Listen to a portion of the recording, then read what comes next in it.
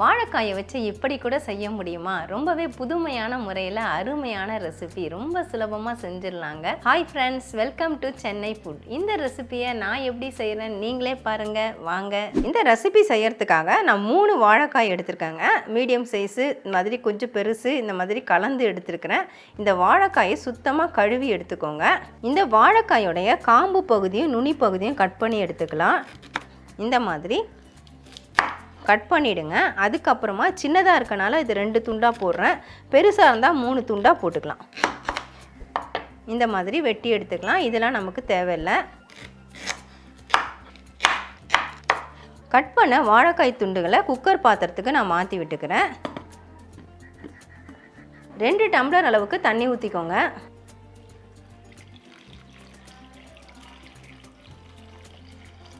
தண்ணி ஊற்றுனதுக்கப்புறமா cooker மூடியில் gasket போட்டுக்கோங்க. கூடவே நான் வெயிட்டும் போட்டு வச்சுருக்கேன். இப்போ மூடி போட்டுக்கலாம்.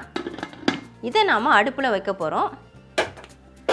ஸ்டவ் ஆன் பண்ணிவிட்டு ஸ்டவ்வில் நான் குக்கர் பாத்திரத்தை வச்சுட்டேங்க. ஹை ஃப்ளேம்லேயே வச்சுட்டு 5 விசில் வேக விட்டு எடுத்துக்கோங்க. நீங்கள் நினைப்பீங்க எதுக்கு தண்ணியில் போட்டு வாழைக்காயை வேக விடணும், இட்லி பாத்திரத்தில் வேக விடலாமே, இல்லை பச்சையாகவே செய்யலாமே நினைப்பீங்க. இந்த மாதிரி வேக வச்சு செய்யும் பொழுது அந்த வாழைக்காயில் இருக்கக்கூடிய அந்த பிசுபிசுப்பு, அந்த பால் எல்லாமே இந்த தண்ணியில் வெளியேறிடும். அதுக்காக தான் நம்ம தண்ணியில் போட்டு வேக விடுறோம். இந்த மாதிரி செஞ்சால் அந்த ரெசிபி அருமையாக இருக்குங்க. வேகட்டும், அதுக்கப்புறம் பார்க்கலாம். 4 விசில் விட்டுட்டு ஸ்டவ் ஆஃப் பண்ணிட்டேங்க. இப்போ பாருங்கள், ப்ரெஷரும் அடங்கிடுச்சு. நம்ம மூடியை ஓப்பன் பண்ணிடலாம். வாழைக்காய் நல்லா வெந்து வந்திருக்குது. இதை அப்படியே நம்ம பிளேட்டுக்கு மாற்றிக்கலாம். அப்படி எடுக்கும்போதே கழண்டு வருது. வேக வச்ச வாழைக்காய் எல்லாத்தையும் பிளேட்டுக்கு மாற்றிட்டேங்க. கொஞ்சம் சூடு ஆறுனதுக்கப்புறம் நம்ம உரித்து எடுத்துக்கலாம். பாருங்கள், அந்த வாழைக்காயில் இருக்கக்கூடிய அந்த பால் எல்லாமே தண்ணியில் வந்துட்டுருக்குது. இதை நல்லா ஆற வச்சுட்டு வீட்டில் செடி இருந்தால் அதுக்கு நம்ம ஊற்றலாம். இப்போ ஓரளவுக்கு சூடு ஆறிடுச்சுங்க. நம்ம இந்த தோல்லேருந்து அப்படியே எடுத்தாலே இந்த வாழைக்காய் துண்டுகள் எல்லாமே வந்துடும். இது கொஞ்சம் சூடாக இருக்கனால நான் இடுக்கி வச்சு எடுக்கிறேன். இதை ஒரு மிக்சிங் பவுலுக்கு நம்ம மாற்றிக்கலாம். இதே மாதிரி தான் எல்லா பீஸையும் நம்ம தோல் எடுத்துகிட்டு மிக்சிங் பவுலுக்கு மாற்றிக்கலாம். வாழைக்காயிலேருந்து தோல் எல்லாத்தையும் உரிச்சிட்டு எல்லா துண்டுகளும் நான் மிக்சிங் பவுலில் மாற்றிட்டேங்க. இந்த மாதிரி நம்ம வேக வச்சு செய்கிறதுனால ரொம்ப சுலபமாக நமக்கு தோல் உரிக்க வருங்க. நார்மலாக நம்ம தோலை சீவிட்டு தான் போடுவோம். ஆனால் இந்த மாதிரி வேக வச்சு செய்யும் பொழுது அந்த வேலையே கிடையாது. ஃபியூ செகண்ட்ஸ்லேயே சட்டுன்னு நம்ம உரித்து எடுத்துடலாம். இதை நம்ம மேஷர் வச்சு மேஷ் பண்ணிக்கலாம். இந்த தோல் நமக்கு தேவை கிடையாது. ஏதாவது செடி இருந்தால் உரமாக போட்டுக்கலாம். இப்போ மேஷர் வச்சு நல்லா அழுத்தி விட்டுக்கலாம். குக்கரில் வேக வச்சதுனால ரொம்ப சாஃப்டாகவே வெந்திருக்கும். ஈஸியாக மேஷ் பண்ணிடலாங்க. இந்த மிக்சிலெலாம் போட்டு அரைக்கக்கூடாது. வாழைக்காய் நல்லா பாருங்கள் மேஷ் பண்ணியாச்சு, மசிச்சு விட்டுட்டோம். இப்போ நம்ம இந்த மேஷரை வெளியே எடுத்துடலாம். துண்டுகள் தெரியக்கூடாது, அந்த அளவுக்கு நம்ம மசிச்சுக்கணும். இப்போ இதில் தேவையான மசாலா எல்லாமே நம்ம சேர்த்துக்கலாம். 1/4 டீஸ்பூன் அளவுக்கு மஞ்சள் பொடி சேர்க்குறேன். 1/2 டீஸ்பூன் அளவுக்கு தனி மிளகாய்த்தூள் சேர்க்குறேன். உங்கள் காரத்தை பொறுத்து சேர்த்துக்கோங்க. 1/2 டீஸ்பூன் அளவுக்கு மிளகுத்தூள், 1/4 டீஸ்பூன் சீரகப்பொடி, உப்பு தேவையான அளவு சேர்த்துக்கோங்க. நான் 1/2 டீஸ்பூன் அளவுக்கு சால்ட் சேர்க்குறேன். ஒரு பெரிய வெங்காயத்தை நான் பொடிசாக சாப் பண்ணி வச்சுருக்கேன், அதை இதில் சேர்த்துக்கிறேன். ஒரு பச்சை மிளகாயை நான் பொடிசாக நறுக்கி வச்சுருக்கேன், அதையும் இதில் சேர்த்துக்கிறேன்.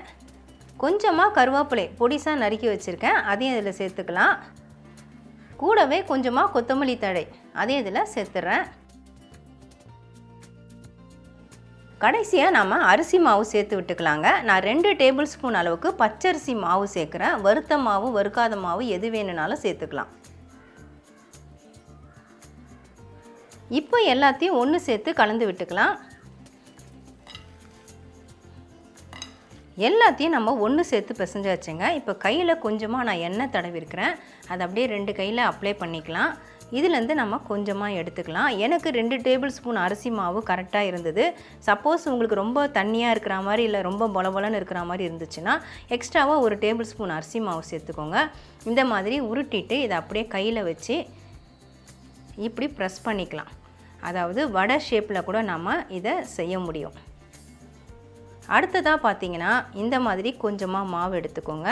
இந்த ஷேப்லாம் உங்கள் விருப்பம்தான். அதை இந்த மாதிரி நம்ம கையில் கொழுக்கட்டெல்லாம் பிடிக்கிற மாதிரி பிடிச்சி ப்ரெஸ் பண்ணிவிட்டு லைட்டாக ஒரு உருட்டிட்டு இந்த மாதிரி முனைப்பகுதியை லைட்டாக ப்ரெஸ் பண்ணிட்டா நமக்கு சிலிண்டர் ஷேப்பில் கிடைக்கும். நான் எப்படி செய்ய போகிறேன் அப்படின்னு பார்த்தீங்கன்னா, சின்னதாக நம்ம கில்லு பகோடா மாதிரி போடலாம் அப்படின்ட்டு தான் நான் ரெடி பண்ணியிருக்கேன். பாருங்கள் இந்த மாதிரி சின்ன சின்னதாக கிள்ளி போட்டால் நல்ல மொறுமொறுப்பாக டேஸ்ட்டாக கிடைக்கும். இது நம்ம சாதத்துக்கும் சைட் டிஷ்ஷாக சாப்பிட்லாம், ஈவினிங் ஸ்நாக்ஸாகவும் சாப்பிட்லாம். இப்போ நம்ம பொரிக்க ஸ்டார்ட் பண்ணிடலாம். பொரிக்கிறதுக்காக நான் ஸ்டவ்வில் கடாய் வச்சு எண்ணெய் ஊற்றி வச்சுருக்கேங்க. தேவையான அளவு எண்ணெய் ஊற்றிக்கோங்க. எண்ணெய் இப்போ நல்லா சூடாயிடுச்சு. நான் கிட்டத்தட்ட ஒரு 6 பீஸ் பார்த்திங்கன்னா சிலிண்டர் ஷேப்பில், அதாவது ரோல் மாதிரி பண்ணியிருக்கேன். 1 மட்டும் வடை மாதிரி பண்ணியிருக்கேன். இப்போ ஒன்று ஒன்றா எடுத்து எண்ணெயில் போட்டுக்கலாம்.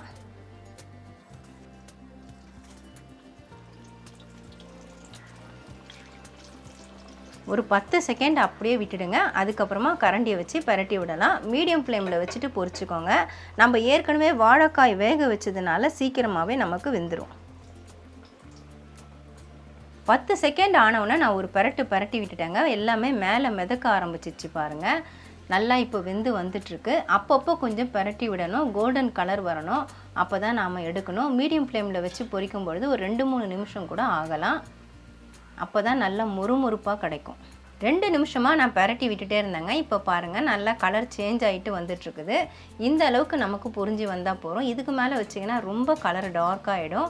இப்போ நம்ம எண்ணெயிலேருந்து எடுத்துடலாம். கரெக்டான கோல்டன் கலர் வந்திருக்கு பாருங்கள். எண்ணெய் வடியை விட்டுட்டு எடுத்துக்கோங்க. நான் பிளேட்டில் டிஷ்யூ பேப்பர் போட்டு வச்சுருக்கேங்க. அதில் மாற்றி விட்டுக்கிறேன். மிச்சம் இருக்கிற எண்ணெயும் அது உறிஞ்சிடும். மறுபடியும் இதுலேருந்து கொஞ்சமாக நான் மாவு எடுத்துருக்கேங்க. கில்லு பக்கோடா போடலான்னு சொல்லியிருந்தேன். இப்போ அதை தான் நான் போட போகிறேன்.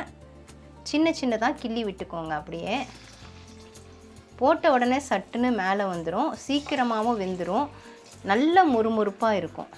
பக்கோடா போட்டு ஒரு நிமிஷத்துக்கு மேலே பொரிஞ்சிட்ருக்குதுங்க. இப்போ நல்லா கலர் சேஞ்ச் ஆகிடுச்சு. இந்த பதத்தில் நாம் எடுத்துக்கிட்டால் கரெக்டாக இருக்கும். இப்போ நான் எடுத்துடுறேன். நல்லா எண்ணெய் வடியை விட்டுட்டு எடுங்க. ஏற்கனவே டிஷ்யூ பேப்பர் போட்டு அந்த பிளேட்லேயே நான் மாற்றி விட்டுக்கிறேன். மிச்சம் இருக்கிற மாவையும் இதே மாதிரி நான் பொரிச்சிடுறேங்க. பொரிச்சிட்டு உங்களுக்கு காட்டுறேன். அவ்வளவுதான் ஃப்ரெண்ட்ஸ், வீட்டில் இருக்கிற பொருட்களை வச்சு ஒரு அருமையான ஸ்நாக்ஸ் நம்ம ரெடி பண்ணிட்டோம். வாழைக்காயை நம்ம பொரியல், வறுவல் இந்த மாதிரி செஞ்சு கொடுத்தா குழந்தைங்க சாப்பிட மாட்டாங்க. இப்படி செஞ்சு கொடுத்தா விரும்பி சாப்பிடுவாங்க. ஏன்னா நல்லா முறுமுறுப்பாக டேஸ்ட்டாக இருக்கும். இது ஈவினிங் ஸ்நாக்ஸாகவும் செஞ்சு கொடுக்கலாம், லஞ்சுக்கு நம்ம சைட் டிஷ்ஷாகவும் செஞ்சு கொடுக்கலாங்க. அருமையாக இருக்கும். அவங்க ஸ்நாக்ஸ் கேட்டால் சட்டுன்னு செய்யலாம். அந்தளவுக்கு சுலபமாக செய்யக்கூடிய ரெசிபி. இப்போ டேஸ்ட் எப்படி இருக்குன்னு பார்த்துடலாமா? நான் மொத்தத்தையுமே பொரிச்சு எடுத்துட்டேங்க. நான் சொன்னேன் இல்லைங்களா, கில்லு பக்கோடா போட போகிறேன்னு சொல்லிட்டு, அது மாதிரி போட்டிருக்கேன். இதை துணுக்குன்னு கூட சொல்லுவாங்க, ஏன்னா குட்டி குட்டியாக போடுறதுனால. இதெல்லாம் பார்த்தீங்கன்னா நான் சிலிண்டர் ஷேப்பில் போட்டிருக்கேன். ஒன்று மட்டும் வடை ஷேப்பில் போட்டிருக்கேன். இப்போது கெச்சப்போடு நம்ம வச்சு டேஸ்ட் பார்த்துடலாம். உங்களுக்கு பிச்சு காட்டுறேன். மேலே நல்லா முறுமுறுப்பாக இருக்குங்க, உள்ளே நல்லா சாஃப்டாக இருக்கும்.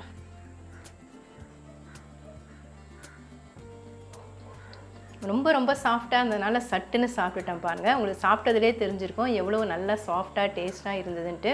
நாம் சேர்த்த உப்பு, காரம் எல்லாமே கரெக்டாக இருந்ததுங்க. நீங்களும் இதே அளவுகளோட கண்டிப்பாக ட்ரை பண்ணி பாருங்கள் ஃப்ரெண்ட்ஸ். ட்ரை பண்ணி பார்த்துட்டு எப்படி இருந்து எனக்கு கமெண்ட் பண்ணுங்கள். மறக்காமல் நம்ம சேனலை சப்ஸ்கிரைப் பண்ணிக்கோங்க, லைக் அண்ட் ஷேர் பண்ணுங்கள். இதோட இந்த வீடியோவை நான் முடிச்சுக்கிறேன். மறுபடியும் இன்னொரு வீடியோவில் உங்களை சந்திக்கிறேன். By guys. Bye bye.